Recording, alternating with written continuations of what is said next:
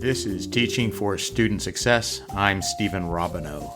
In this episode, I continue my discussion with Dr. Jessamy Neuhaus, author of Geeky Pedagogy, a guide for intellectuals, introverts, and nerds who want to be effective teachers, published in 2019 by West Virginia University Press. Listen in for a discussion of what Jessamyn labels as the most contentious subject in the scholarship of teaching and learning. Enjoy.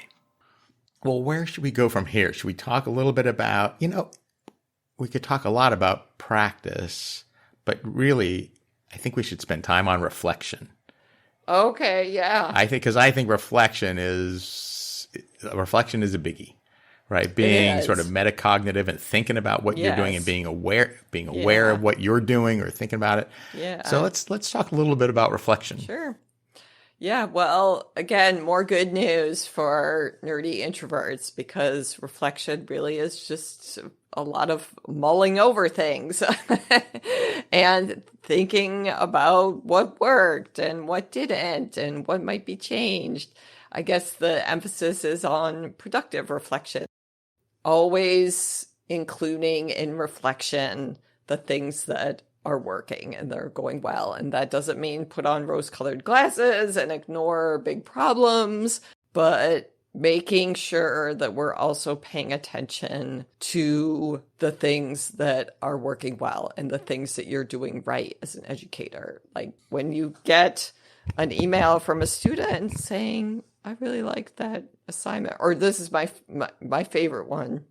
That documentary we watched in class, I made my roommate watch it, or I made my mom watch it because it was so interesting. Right. That's a huge win for me.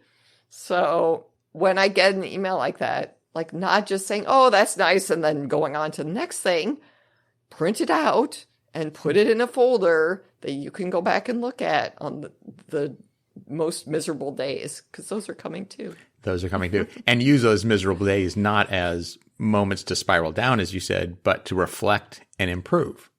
In this section on reflection, you also talk about gratitude. Oh, yeah. Yep.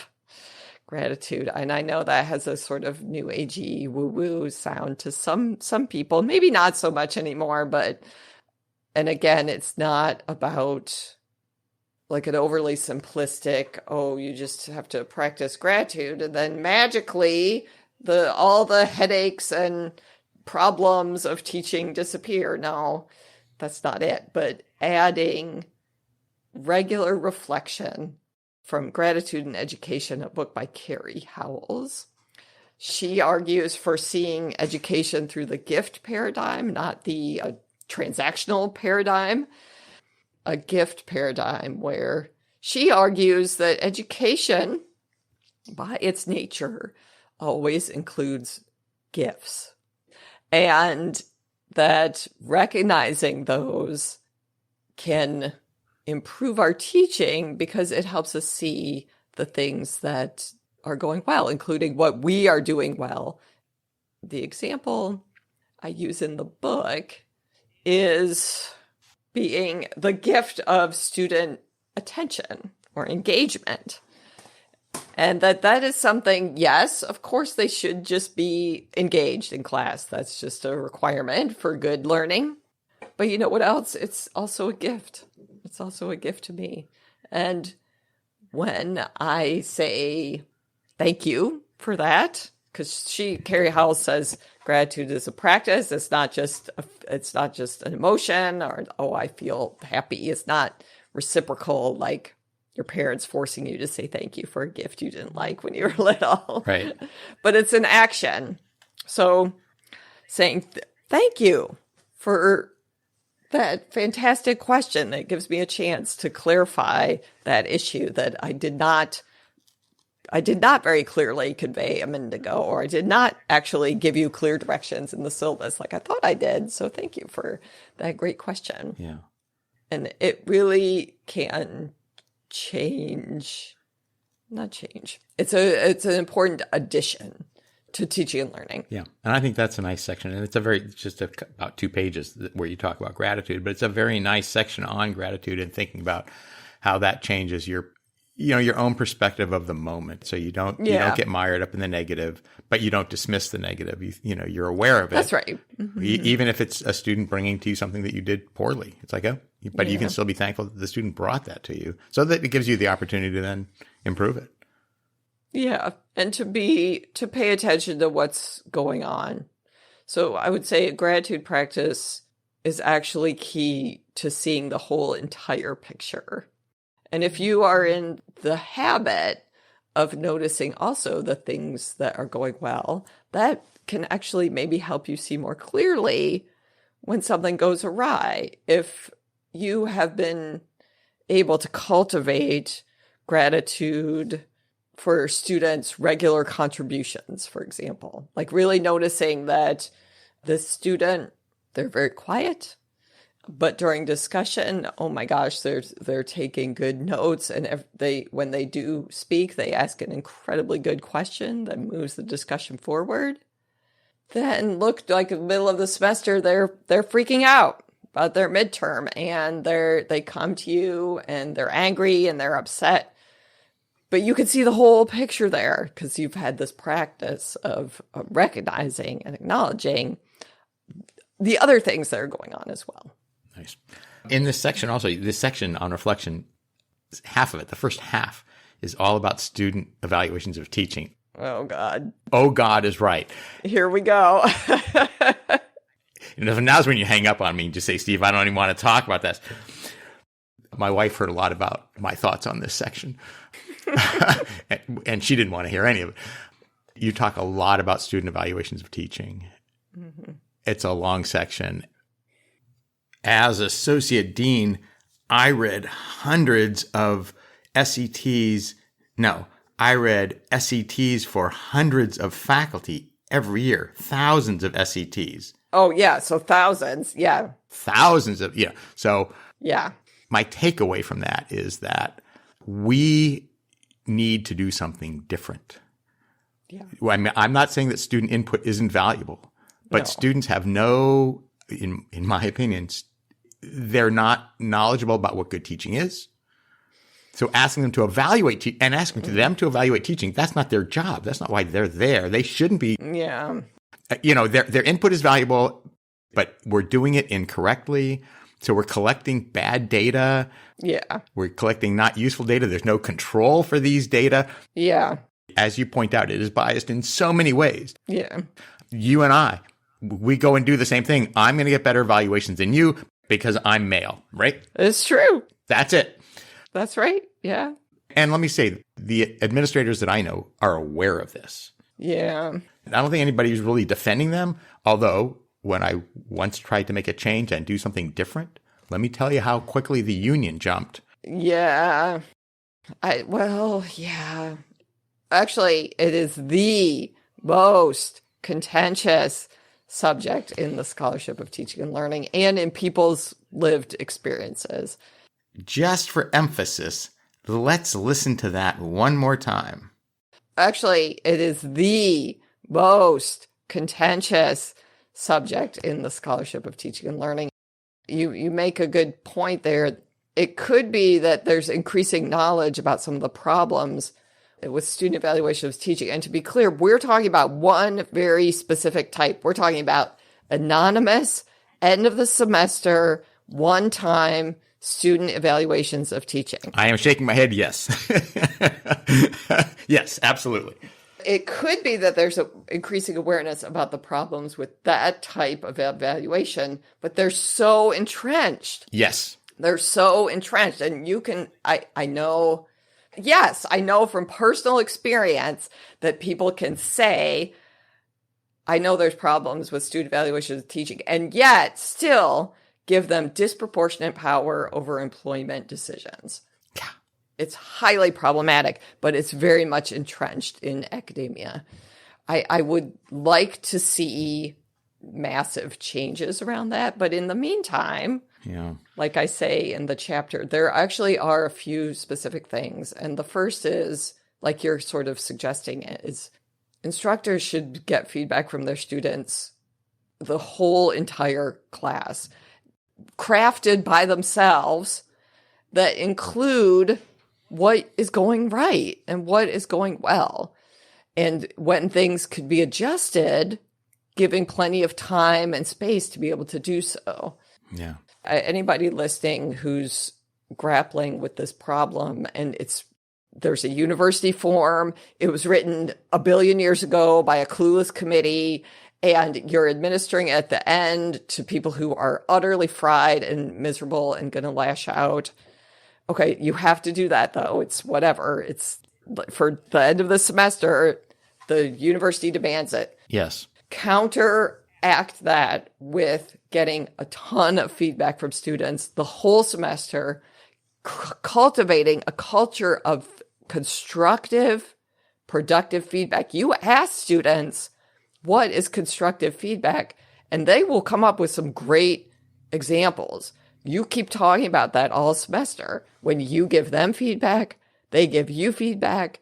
Hopefully by the end of the class, if you've tried to cultivate a culture of constructive feedback, those final forms may be more productive. But I agree with you and say in the book, they should never have disproportionate impact over people's employment decisions. And it should never just be at the end of the semester because everybody is miserable and just wants to be done. It's not useful, informed feedback on teaching that we can get from students, but not that way. Yeah. When I was at the University of Hawaii, I'm going to give a shout out to Kathy Kane, who ran the Center for Teaching and Learning there. And she was wonderful. She and her center would do mid-semester evaluations where yes, they'd sit in class and they'd see what I'm doing, but then they'd also meet with my students outside and talk to them and having the conversation. I mean, I think faculty should reach out to their centers for teaching and learning and ask them if they'll start to do some of these things, both classroom observations as well as making opportunities to almost do like a focus group, meet with your students. Yep. And talk to them. If you've got teaching laboratories, boy, it's all set up for having somebody to come in and talk to them for an hour. Those, for me as an instructor, were the most useful evaluations I ever got. And those were useful for my dossiers, right, for tenure and promotion. Yeah. If the SETs were a problem, you have better evidence for what's going on. And if your Center for Teaching and Learning won't do it, at Plattsburgh, I know who I'd go to talk to about doing that for me. You and I would be fast friends, and I'd ask you to come in and a trusted colleague, and a knowledgeable colleague who knows something about modern pedagogical practices and what a good classroom looks like. Right, those are things faculty can do. Yeah, and at the very, very least, mid-semester feedback. Absolutely. Those end of the semester ones, if they are mandated, most places they are, don't read them the first week afterwards. Give yourself a little space and time. Ideally, do it with somebody you really trust who can sort through and remove the outlying comments. The vast majority might be just fine. Yeah. But there will be an outlying comment that's made on purpose to hurt you. Right. And like you were just mentioning, that happens disproportionately shaped by gender and racial biases. Right. There's no reason that your eyes should rest on a comment that was crafted just to be demeaning and hurtful. I agree. So ideally, but when I mentioned this, it sounds sort of shocking. Like, have someone else read my evaluations, like with me? Like, oh my God, that's so revealing. But if you have a really trusted colleague, and you trust their pedagogical approach, to not have to read a comment that serves no purpose except to try to humiliate you, unthinking or not, I don't know what the intention is. That's not the point. But the comment is hurtful and demeaning, racist, sexist. It shouldn't even be in your head. Right. Because the anecdote that I start that chapter with, every single person I know who teaches can tell you word for word the worst, most hurtful, painful comments that serve no purpose, that in no way were to help you improve, but they're scorched into your brain forever. They're anonymous comments. made on an electronic social media that not monitored in any way. Yeah, when the teaching center did these in-person discussions with the students, one of the great things about those discussions, first of all, it's a discussion. So people have to say things in front of other students, and that moderates right off what people are going to say. Yes. But you still get the extremes. You still get the, I hate it when the professor starts by reviewing what we did, last lecture. They're just wasting my time. But what's interesting is then somebody else gets up and says, well, I actually like it when they do that because it helps me remember where we were and bring back. Right. And that does a couple of things. Well, one of the important things it does is then the student who hates it's like, oh, well, it's good for you. Well, I guess if it's good for you, it's not so bad. I guess it's okay. Yeah. And it helps moderate a lot of the feelings in the classroom. And what they end up focusing on in those sorts of discussions, I think this is what everybody should be doing, is having these discussions, through these discussions, you get to the middle ground, which is what's really going on. What is the faculty doing that works? What is the faculty doing that is not helping your learning? What helps your learning? What doesn't help your learning? And you really end up focused on that point, and you get away from these personal attacks. Right. You get away from the extremes, and you get to the midpoint. And people will say, well, it costs too much money. But I'm telling you, look at how much money they're wasting on these SETs. If you take that money and hire a couple of, oh my goodness. I would even say further, having those kinds of truly productive and constructive, formative feedback discussions can empower students because you can add to that conversation. It's not just about the powerful professor and what the professor does or doesn't do. What are we doing as a class? Right. How are you helping other people in this class, other students in this class succeed? What are you doing to help yourself succeed? What are you doing that's not really working? What could you do better for the rest of the semester? That mid-semester conversation should never just be about what I, Professor Neuhaus, am doing. That should be included, but also what are you doing? What are we doing collectively? That empowers students to work towards seeing their learning as something it doesn't happen to them. They have to do it. And having conversations about what's working in class and not working in class should always include everybody. Everybody's responsibility, everybody's agency, everybody's ideas and power in the classroom should be part of that conversation. Reinforcing student passivity is the last thing we want to do. At least with my student population, they really need a lot of support and encouragement to see themselves as academic actors, as having agency in their own education, not passively sitting through a class and getting their degree just because they sat there quietly. No, you have to actively engage. And so talking about feedback and reflection, not as just something I'm grading you, the professor, and vice versa, like I'm not just handing down your grade, but we are going to talk together about what's working, what could change, what could I adjust, what could you adjust, what could we adjust. Yeah. Midterms, big shout out, midterm course reflection. There we go. Jessamyn, I think this is a great moment to end our conversation today. Okay. But this is not going to be our last conversation because there's many other things we're going to need to talk about. Yes. That I look forward to. I want to thank you so much for spending time with me today discussing geeky pedagogy. Students. It was my pleasure. Thank you for having me. This was great. This has been really a fascinating discussion. I want to just shout out to our listeners for more information about Jessamy Neuhaus, her research, her favorite books and papers. We'll post it on our website, teachingforstudentsuccess.org. But what we're really going to post is a link to her amazing website. Jessamyn has an amazing website, thank you, geekypedagogy.com. It's a fantastic website, and really all I'm going to put is a link to that because there's no point reproducing everything. Oh, thank you so much. And find me on Twitter at geekypedagogy. Okay, and we'll put a link for that as well on Twitter. Yes. Let me comment about Jessamyn's book. Geeky Pedagogy is a short, concise, easy-to-read book. It's 150 pages. It's a really pretty straightforward read, and you can read it in sections. You don't have to go in order.